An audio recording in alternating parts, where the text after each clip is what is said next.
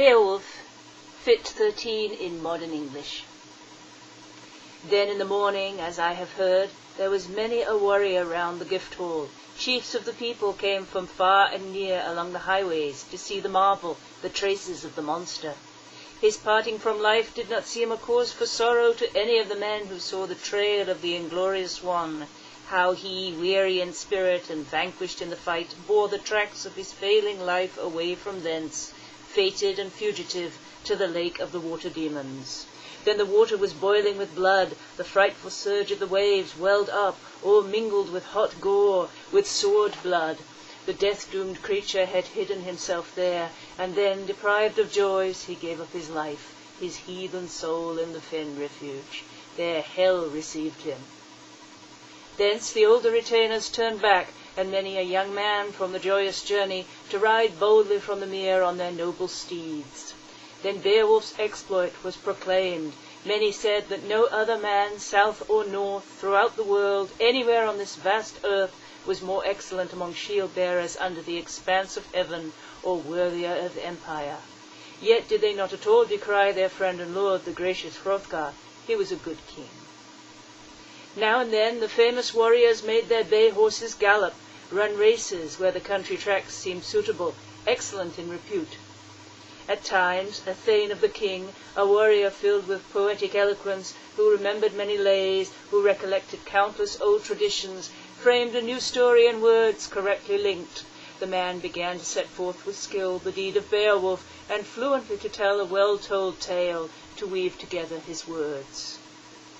He related almost everything that he had heard men say of Siegmund, his deeds of valour, many untold things, the struggle of the son of Wals, his wanderings far and wide, the feuds and treacheries, things that the sons of men knew nothing of.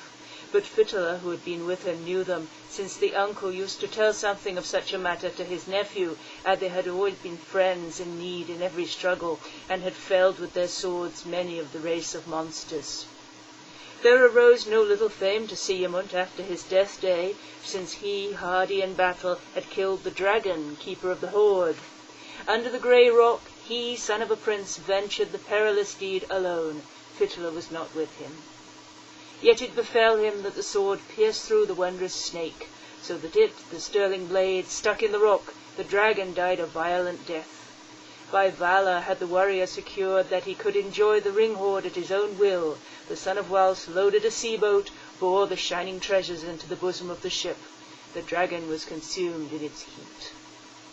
In deeds of bravery he, the protector of warriors, was by far the most renowned of adventurers among the tribes of men. He had prospered because of that, after Heremod's warring time had slackened off his might and daring. He among the Jutes was delivered into the power of devils, quickly slain. Too long did the surgings of sorrow oppress him. To his people, all the nobles, he was a heavy trouble. Besides, often in times gone by, many a wise man had bewailed the daring man's departure, many a one who had hoped from him help out of misfortunes, that royal child might prosper, attain his father's rank, rule over people, citadel and treasures, the realm of heroes, the Scyldings' fatherland. Beowulf, kinsman of Higelac, was most beloved by all mankind and his friends, but sin entered Heremod's heart. Once again they covered the straight roads strewn with sand, racing with their horses. Then had the morning sun been quickly sent forth. Many a retainer, valorous of mood, went to the lofty hall to see the curious wonder. The king, too, guardian of ring-hoards, came from his bedchamber.